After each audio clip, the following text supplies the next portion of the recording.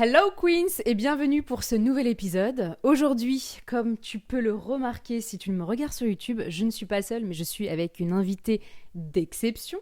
Si tu nous écoutes sur Spotify ou Apple Podcast, bienvenue à toi. Comme je l'ai dit, aujourd'hui je suis accompagnée et, attention, pas n'importe qui. J'ai le grand honneur d'avoir une amie très proche à la maison aujourd'hui, que j'admire pour plein de choses. Et je voulais l'avoir aujourd'hui pour justement parler d'un sujet qui nous touche énormément, qui nous touche beaucoup, mais surtout et avant tout pour la présenter son métier et puis voilà, qu'elle nous parle un petit peu de tout ce qu'elle traverse, de la façon qu'elle inspire les autres et la façon dont elle change le monde à son échelle. Bienvenue à toi ma chère Virginie. Bienvenue à moi aussi. No stress. Elle est un petit peu stressée, c'est son premier podcast. Ouais, en plus, aujourd'hui c'est filmé. Bon voilà, il y a toute l'installation, micro, caméra. Ouais. Mais ça peut impressionner, mais franchement c'est chill, c'est tranquille. C'est entre nous. Très contente de t'avoir à la maison. Merci, je suis très contente aussi. Franchement, ravie de t'avoir. Je voulais vraiment que tu me parles de ton métier. En fait, moi, je te connais un petit peu, donc je sais ce que tu fais. Mais en tout cas, pour les personnes qui nous écoutent et qui nous regardent aujourd'hui, qu'elles découvrent aussi un métier qu'on ne connaît pas forcément. Ouais. Mais avant qu'on parle de ton métier, est-ce que tu peux te présenter rapidement ? Ouais. Pour les personnes du coup qui ne te connaissent pas. Oui, ça marche. Je m'appelle Virginie, j'ai bientôt 30 ans, j'ai 29 ans encore. Ouais. Voilà, je suis infirmière. Et donc je suis infirmière dans une spécialité qui est pas très bien, qui est un peu méconnue. Bah oui, c'est ça. Et qui surtout, qui vit malheureusement avec beaucoup de connotations. Je travaille dans une spécialité qui peut un peu faire peur et qui parle pas toujours à tout le monde finalement. Ouais. Je sais même pas si je l'ai dit. Non, mais j'aime bien le suspense. J'adore le suspense, tu vas nous mener jusqu'au bout. Alors c'est quoi son métier, c'est quoi ses spécialités? Je travaille en soins palliatifs. Yes. Voilà. Ouais. Je trouve ça admirable parce que la première fois qu'on s'est rencontrés, la première fois en tout cas que tu m'as parlé de ton métier, je ne savais pas trop qu'est-ce qu'étaient les soins palliatifs. Honnêtement, parce que je pense que comme beaucoup de personnes, si on n'est pas confronté à ce genre de situation ou ce genre de soins, on va dire, ou une personne dans l'entourage qui est confrontée à ces soins-là, on ne connaît pas. Et moi, j'avoue, je connaissais pas. Et quand tu m'en as parlé, quand tu as été dans le vif du sujet, je me suis dit, ah ouais, la go, en fait, elle a envie des choses. Du coup, est-ce que tu peux nous dire qu'est-ce que les soins palliatifs ? En fait, souvent, on ne connaît pas les soins palliatifs avant de découvrir, d'être confronté à ces situations-là, souvent dans son cercle proche. La spécialité des soins palliatifs, en fait, c'est la prise en charge des patients qui ont des pronostics, dont le pronostic vital est engagé à moyen, voire court terme. Mm-hmm. La plupart du temps, c'est des patients, du coup, qui sont atteints de cancer. Et donc, en fait, l'idée, c'est de mettre en place tous les soins nécessaires à leur confort et aussi pour améliorer leur qualité de vie, tout en sachant qu'à un moment donné, ils vont en fait mourir de leur maladie. Et donc Pardon, je t'ai coupé. Donc, c'est souvent des personnes vraiment qui arrivent à un stade de vie, fin de stade de vie. Donc, est-ce qu'il y a des possibilités d'aller mieux, en fait, le tout, c'est d'avoir une prise en charge qui est suffisamment précoce. C'est vrai qu'on a un petit peu de mal encore en France à anticiper suffisamment les prises en charge palliatives. Mais en tout cas, dans le service où je travaille, on a quand même un peu de temps pour mettre des choses en place. Souvent, ça va être des problématiques de douleur, de maintien au domicile difficile. Donc l'idée, c'est de pouvoir les soulager, mettre peut-être des fois en place juste les aides dont ils ont besoin pour pouvoir rester encore un petit peu à la maison. Ça va être aussi beaucoup prendre en charge l'anxiété et puis parler aussi d'un sujet qui fait peur et qui fait pas peur qu'aux patients, des fois aussi beaucoup au corps médical. La mort reste un sujet encore hyper tabou aujourd'hui, donc c'est vrai que nous, on essaye de prendre en charge de façon hyper globale les patients, de balayer tout ce qui leur pèse, tout ce qui leur coûte, pour finalement qu'ils soient le mieux possible. Des fois, on arrive à ajuster les choses suffisamment pour qu'ils rentrent à la maison, qu'ils aient un séjour un peu intermédiaire, par exemple, qu'ils aillent en SSR ou en EHPAD le temps que les choses se redégradent à nouveau. Mm-hmm. Mais c'est vrai que des fois, c'est possible que les patients aillent mieux et que du coup, leur séjour se prolonge. C'est quelque chose dont on entend peu parler, mais en général, les patients qui bénéficient de soins palliatifs gagnent en durée de vie Ah ouais? du fait de l'amélioration Oui. de soins et de tous les regards des professionnels qui gravitent autour d'eux pendant l'hospitalisation. Ouais. Et j'imagine aussi le fait de ne pas être seul, confronté peut-être à la maladie, s'il y a maladie, ou confronté, comme tu dis, à la mort, et du coup le fait qu'ils soient entourés, que vous leur portiez, je pense, de la présence ou des activités, un soutien. Je pense peut-être que c'est ça aussi qui les aide à peut-être à aller mieux plutôt que d'être vraiment seul, ou peut-être que ça dépend des cas aussi. Ouais, et puis je trouve que ce qui est important, c'est un peu les valeurs qu'on a, en tout cas dans mon service et en général souvent en soins palliatifs, c'est qu'en fait tout au long de leur maladie, souvent ça a été très long, ils se sont battus et l'idée c'est justement de leur expliquer qu'il y a encore plein de trucs à faire et qu'ils se définissent plus seulement que en tant que malades. Donc on a une art thérapeute qui vient dans le service, on a une biographe s'ils ont envie de raconter leur vie, parce que génial. très souvent on s'intéresse à ce qu'ils ont été, ce qu'ils ont fait dans leur vie, leurs valeurs. Et du coup, c'est vrai que c'est un hôpital, mais on essaye de faire en sorte qu'ils soient pas que des gens malades. Ouais, aussi, c'est ça. On les considère comme la personne qu'ils sont. Et je trouve que c'est hyper important et c'est quelque chose qui a pu me manquer dans d'autres expériences professionnelles avant. Et c'est dommage parce que c'est vrai que même si on est malade, on reste des personnes qu'on est. Et c'est important que ça reste au premier plan. Voilà.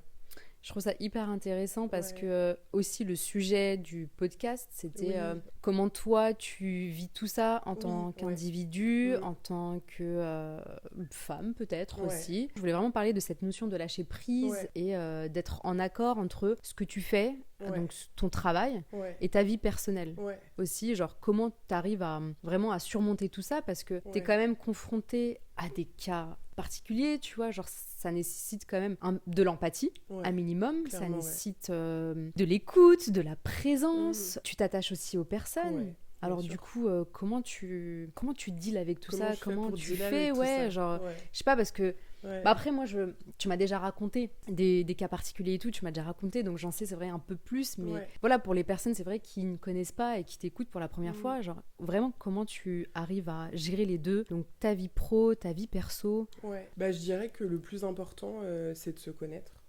Avant tout, connaître ses limites, parce que il faut prendre soin de soi avant bien tout. Sûr. Mais je pense que c'est aussi important sur le terrain, en se connaissant bien, de savoir déléguer ou demander de l'aide en fait.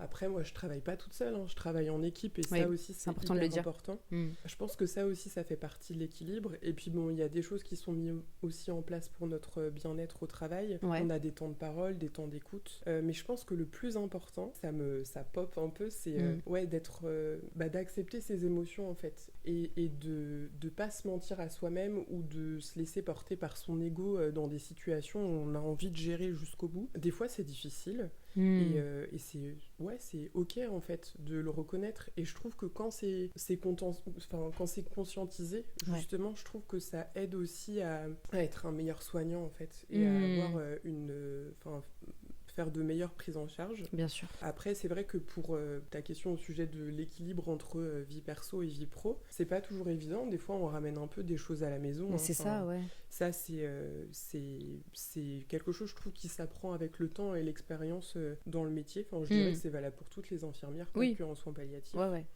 Mais t'es quand même confrontée à la fin de quelque chose. C'est vrai, oui. Tu vois, je pense que maintenant, t'as du recul.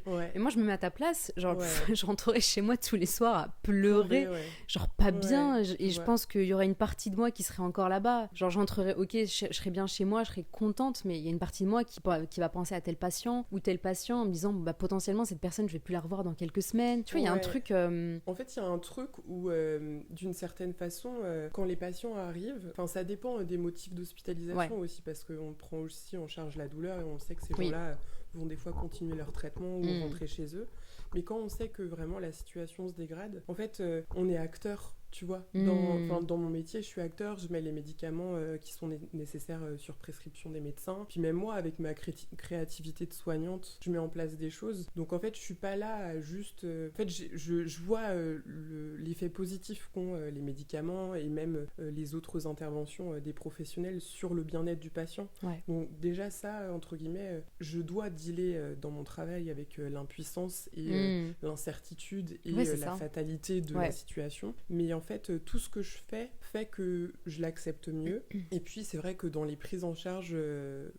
ce qui fait que je ramène pas toujours les choses avec moi à la maison, c'est qu'en fait, c'est un peu comme une boucle. Je suis quelqu'un de très ritualisé dans mon travail, et en fait, je pars du principe que quand je m'investis à fond dans une prise en charge, dans l'accompagnement d'une famille, mieux ce sera fait en fonction de leur fonctionnement à eux, mieux je dormirai le soir en fait. Ouais. Donc en fait, je m'investis à fond, je donne le meilleur de moi-même, j'essaye d'adapter ma présence à leurs besoins, parce que des fois il y a des familles qui n'ont pas forcément besoin qu'on intervienne de trop, qu'on les laisse respecter leur deuil et la situation. Enfin voilà, ils ont besoin qu'on respecte leur intimité, peut-être. Leur intimité, voilà, tout à fait. Mais ouais, c'est vrai que, je me dis que quand vraiment je me suis donnée à fond, et puis c'est vrai que c'est con, mais je le sens aussi dans le regard des familles et des proches. On a énormément de remerciements, même après coup. On prend souvent des nouvelles des familles après coup. C'est vrai que voilà, les remerciements des familles et tout, ça fait beaucoup. Et je me dis que j'ai bien fait mon taf quand j'ai ça. Et puis même, des fois, j'ai pas de merci parce qu'il y a trop de colère. Et puis il y a trop peut-être d'émotions, ouais, oui, c'est voilà, ça. Ils n'arrivent pas peut-être à encore faire la part des choses. Exactement. Je suis là pour recevoir ça aussi. Mais du coup, c'est pour ça aussi que c'est pas difficile, même si ça l'est parfois, c'est que j'ai beaucoup de retours, tu vois. C'est pas, je perds pas que des choses de moi-même à chaque fois. C'est pas qu'un investissement et une perte d'énergie pendant 12 heures d'affilée. Ouais, je vois. C'est de l'énergie bien dépensée, tu vois. Oui, puis t'as choisi de faire ce métier aussi. Ouais, tu vois, c'est un choix, c'est pas quelque chose que t'es en train de subir et que tu t'es retrouvé là par hasard. Donc j'imagine que ton investissement, il est aussi à 100%. Ouais, puis c'est vrai qu'on n'a pas forcément parlé de mon parcours avant, mais du coup, moi, j'ai travaillé pendant 4 ans et demi avant en oncologie. Tu peux nous dire ce que c'est ? L'oncologie, du coup, c'est la spécialité des cancers. J'étais dans un service où on traitait les patients, et il y avait aussi des patients pour qui les traitements étaient plus possibles. Okay. Et c'est là, du coup, que j'ai un petit peu commencé à prendre en charge et à prendre en responsabilité pour la prise en charge des patients en soins palliatifs. Et c'est vrai que du coup, en ayant la sensation de ne pas avoir tous les moyens dont j'avais besoin, là, j'ai voulu changer et aller vraiment dans un service où on fait que ça. Mais c'est ça aussi, j'ai une sensation d'accomplissement dans le travail que je fais aujourd'hui. C'est ce que j'allais te dire, parce que comment t'as pu switcher en te disant il faut que j'aille plutôt dans ce service-là ? Est-ce qu'il n'y avait pas une partie de toi qui voulait vraiment apporter différemment, aider différemment ? Ouais, parce qu'en fait, même si je pense que je faisais déjà plutôt bien mon taf avec les patients en soins pal quand j'étais en oncologie, il y avait un truc où, assez con, mais je trouve qu'au niveau thérapeutique, au niveau du temps, au niveau créativité soignante, parce que ça c'est important aussi pour moi, toutes les idées et tout ce qu'on peut mettre en place de façon adaptée pour le patient, j'en avais pas le temps en fait. Et ça a généré beaucoup de frustration, beaucoup de colère parfois, que là je suis dans un service où on a beaucoup plus de moyens, j'ai de meilleures conditions de travail. Mais c'est ça, Et du coup, c'est aussi ça qui m'a motivée. Je me suis dit, ça a été compliqué de prendre la décision, parce que je me suis dit, tous ces patients qui vont venir après, finalement, je les laisse un petit peu, mais bon, il y a une continuité des soins, il y a d'autres professionnels qui sont là après et qui ont pris le relais. Et puis, moi, j'ai besoin, avec l'expérience que j'ai maintenant, d'être dans un service où je suis plus spécialisée. Et puis, je suis dans un service où on a des situations beaucoup plus complexes, beaucoup plus difficiles, avec des gens beaucoup plus difficiles à soulager. C'est un défi aussi. C'est un sacré défi. Tous les jours, t'as quelque chose à affronter, quelque chose à régler, finalement. Mais j'aime aussi ce métier pour ce côté-là. Le côté un peu challenge. Ce défi, challenge-là, quoi. Est-ce qu'il y a déjà eu, pour entrer un peu plus dans le vif du truc, pas de problème. Est-ce qu'il y a déjà eu un patient ou une patiente avec qui tu t'es pris d'amitié et qui est parti du jour au lendemain et qui t'a vraiment affecté ? Alors, prise d'amitié... je sais pas. Il y a un lien qui se crée. Un lien. Dans le sens. Pas forcément ami, genre vas-y, viens, on va se prendre des verres, on va boire un café. C'est plutôt vraiment une forme une connexion. Genre tu t'entendais bien avec cette personne se sentait à l'aise avec toi. J'en ai plein des situations qui me viennent en tête là. Des fois, c'est fou parce qu'il suffit juste d'un regard ou d'échange ou de discussion pour créer quelque chose. C'est très grisant ce truc-là. Oui. On a l'impression d'être connecté un petit peu avec ce patient. Et ouais, il y a pas très longtemps, j'ai une patiente qui m'a beaucoup touchée. Bon, je suis tenue au secret médical, hein. C'était ouais, une maman ultra battante qui refusait beaucoup sa perte d'autonomie. Et en fait, il y a eu un truc où je crois que j'ai réussi à être dans une posture de compréhension et d'accueil de ce qui lui était difficile. Et je crois que ça l'a beaucoup touchée. Dans cette situation-là, je crois que ma posture a fait qu'il y a eu un lien. Et un truc elle s'en remettait beaucoup à moi et elle était hyper remerciante de tout ce que je pouvais lui apporter, alors que en fait j'arrêtais pas de lui répéter que je faisais juste mon travail. Mais ouais, il y a des situations comme ça. Une connexion qui s'est créée entre vous, hyper touchée. C'est vrai que, et puis j'aime bien aussi parce que des fois j'aime bien aussi voilà, parler culture, parler musique et parler créativité avec les patients. Et je trouve que ouais, les patients qui ont un petit attrait pour tout ce qui est art et tout, en général, ça matche bien. Ouais, j'avoue. C'est le côté un peu créatif. Carrément. Ouais. Et du coup, j'imagine que cette personne, du coup, elle a dû partir. Comment tu t'es sentie après ? Bah, écoute, je me suis doutée que je la reverrais pas. Et puis des fois, il suffit juste voilà, d'un petit regard où on s'est tenu la main. Elle m'a demandé un massage avant que je parte, un petit massage des jambes. Et puis elle m'a dit à mercredi, mais on savait très bien qu'on se reverrait pas. C'est horrible. Mais d'une certaine façon, ça fait partie de mon taf, tu vois, tout ça. C'est de se dire, c'est un dernier soin, et puis... Et puis tu l'as accompagnée. Ouais, après, tu vois, j'étais pas présente sur le moment. Il y a des situations où parfois je le suis. En fait, ouais, c'est ça, c'est des situations quotidiennes. Et puis, faut accepter le fait qu'on les revoit pas forcément quand on reviendra après. Mais en fait, c'est rigolo, tu sais, tu me parlais le fait de couper. Très souvent, je pense aux patients que quand je suis dans le vestiaire. Je me change, je prends ma tenue et puis du coup, je me change. Tu veux dire que tu pars ? Quand j'arrive. Ah, quand t'arrives, ok. Au moment où j'arrive dans les vestiaires, je mets ma tenue. Alors, je sais pas si c'est un truc symbolique ou pas. Peut-être, hein. Mais du coup, il y a des prépares en situations tout cas à qui quelque viennent chose. en tête. Je me dis, est-ce que je vais revoir un tel ? Ah tiens, peut-être qu'un tel sera toujours là ou pas. Enfin, ça dépend après. C'est dingue parce que... Il faut dealer avec le turnover. Hein. Mais en fait, oui, c'est ça. Et en fait, la façon dont t'en parles, on sent que c'est ton métier et que t'en es vachement détaché. Tu vois, genre, c'est vraiment ton quotidien. Mais je veux dire... Peut-être que ça va être difficile à entendre. Mais peut-être pour certaines personnes, ils vont... trigger warning. Ouais, genre, attention, sujet sensible. Mais clair. effectivement, ça peut être un sujet très sensible quand on ne connaît pas le métier et quand on n'y est pas habitué. Effectivement, moi, la première, qui suis pas du tout dans un domaine médical, c'est quelque chose qui me paraît genre, waouh, limite insurmontable parce que tu fais face à des personnes vivantes qui sont là, qui sont présentes et du jour au lendemain, il n'y a plus personne. Et en fait, d'être dans cette espèce de répétition, de redondance, je me dis, émotionnellement, comment t'es, quoi ? Genre, est-ce que tu arrives à être stable ? Sincèrement, on s'habitue jamais. C'est ça. J'ai envie de dire tant mieux parce que c'est comme ça qu'on fait bien notre travail. Parce que en fait, je pars du principe, je parlais beaucoup de rencontres tout à l'heure. En fait, c'est ça, c'est une histoire de vie voilà, on est là dans des moments difficiles et un peu charnières de fin de vie ou pas. Des fois, les gens vont décéder à la maison et voilà.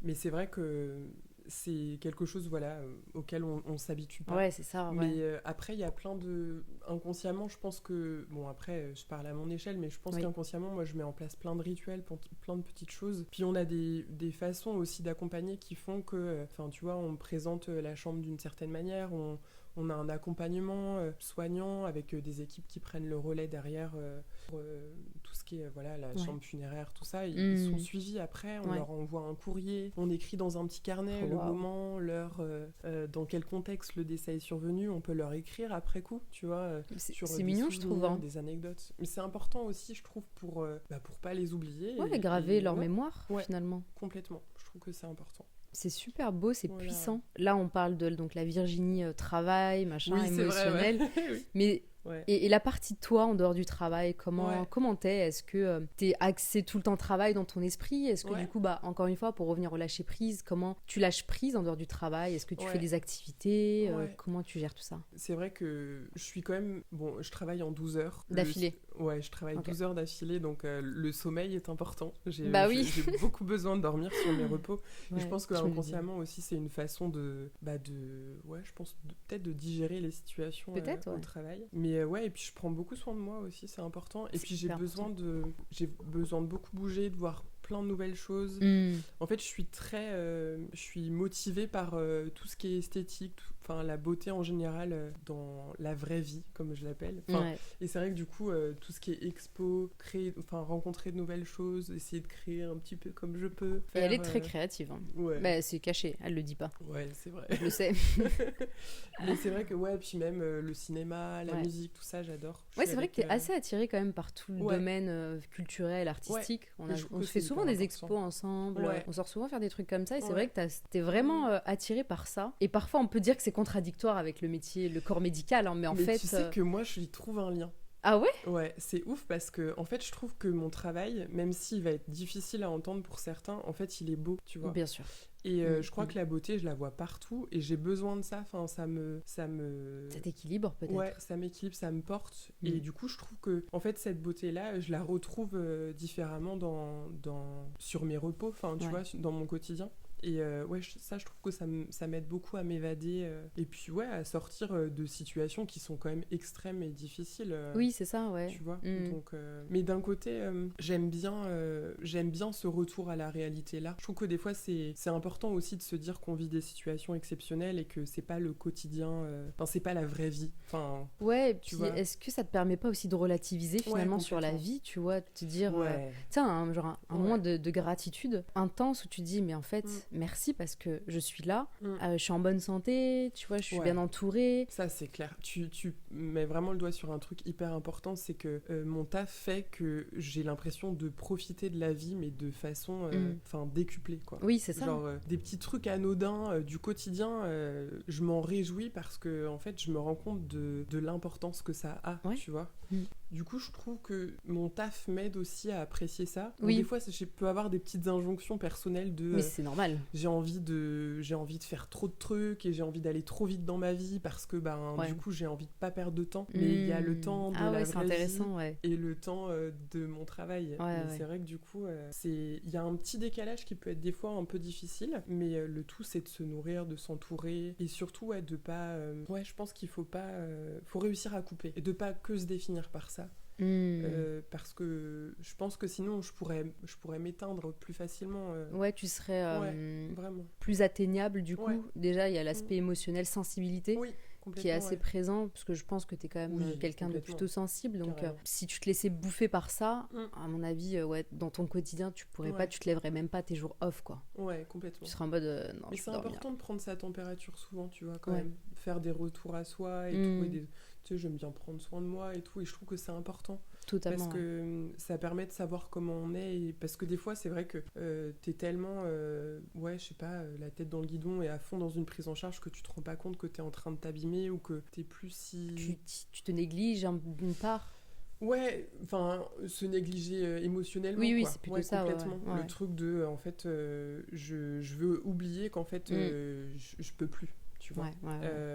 Ça m'est pas arrivé. Enfin, en général, je trouve que justement, j'arrive à m'arrêter avant et à demander un relais. Et puis encore une fois, je travaille en équipe. Je me sens jamais seule, tu vois, finalement. Et ça va, vous arrivez à plutôt bien vous soutenir en équipe. C'est hyper important.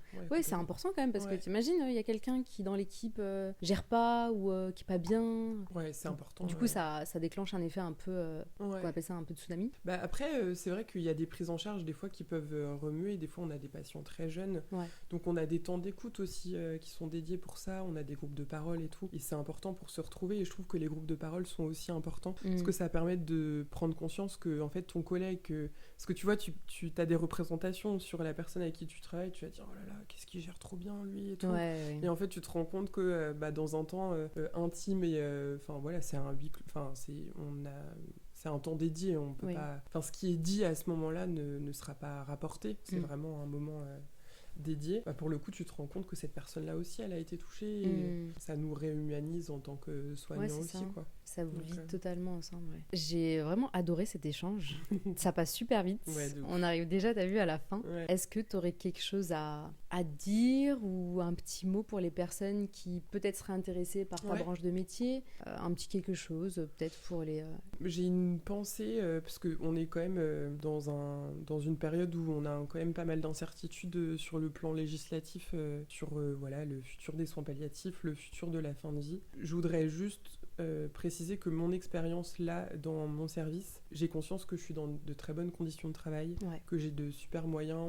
Voilà, je suis à Paris, on a une offre de soins qui nous permet d'accompagner les patients dans de bonnes conditions. Et j'ai une pensée pour tous les patients que j'ai pu voir aussi en oncologie et ailleurs en France qui n'ont pas toujours la possibilité d'accéder aux soins palliatifs. Et je pense à tous ceux-là et à toutes ces familles qui ont moins bien vécu ces accompagnements-là. Parce que c'est vrai qu'il faut aussi penser, voilà, on a 20 demandes par jour dans mon service. Oh, wow. Je pense à toutes ces personnes-là qui n'ont pas pu être accueillies. Ah non, je pense à eux et je me dis que je peux comprendre des fois la colère et de la société par rapport à tout ça, parce que c'est vrai que des fois on peut avoir l'impression que les choses n'avancent pas suffisamment. Ouais. Et l'offre de soins palliatifs, elle doit être élargie au plus grand nombre. Tout le monde, on devrait tous pouvoir avoir accès aux soins palliatifs. Entièrement d'accord. Moi je pensais vraiment que tout le monde y avait accès. Genre, c'était pas... C'est très compliqué. J'ai pas les chiffres en tête, peut-être qu'on pourra les mettre, mais à l'échelle de la population, il y a très peu de gens qui peuvent en bénéficier.